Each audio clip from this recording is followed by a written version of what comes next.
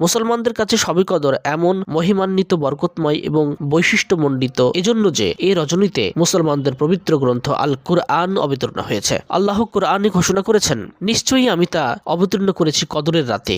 আর কদরের রাত সম্বন্ধে তুমি কি জানো?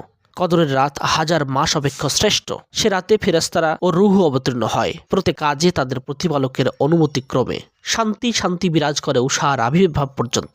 কদরের রাতের যাবতীয় কাজের ইঙ্গিত দিয়ে এ রজনীর অপার বৈশিষ্ট্য সম্পর্কে আল্লাহ তাআলা পবিত্র কুরআনে অন্যত্র ঘোষণা করেছেন, হা মিম, শপথ সুস্পষ্ট কিতাবের, নিশ্চয়ই আমি তা এক মোবারকময় রজনীতে অবতীর্ণ করেছি। নিশ্চয়ই আমি সতর্ককারী। এ রাতে প্রত্যেক গুরুত্বপূর্ণ বিষয় স্থিরীকৃত হয়। ইসলাম ধর্ম মতে শবে কদরের রাতে ফেরেশতারা ও তাদের নেতা জিব্রাইল আলাইহিস সালাম পৃথিবীতে অবতরণ করে উপাসনারত সব মানুষের জন্য বিশেষভাবে দোয়া করতে থাকেন। হাদিস শরীফে বর্ণিত হয়েছে, শবে কদরে হযরত জিব্রাইল আলাইহিস সালাম ফেরেশতাদের বিরাট একদল নিয়ে পৃথিবীতে অবতরণ করেন এবং যত নারী পুরুষ নামাজরত অথবা জিকিরে মশগুল থাকে তাদের জন্য রহমতের দোয়া করেন। লাইলাতুল কদরে পরবর্তী 1 বছরের অবধারিত বিধিলিপি ব্যবস্থাপক এবং প্রয়োগকারী ফেরেশতাদের কাছে হস্তান্তর করা হয়। এতে প্রত্যেক মানুষের বয়স, মৃত্যু, রিজিক সবকিছু পরিমাণ নির্দিষ্ট ফেরেশতাদের কাছে লিখে দেওয়া হয়। এমনকি কে হজ করবে তাও লিখে দেওয়া হয়।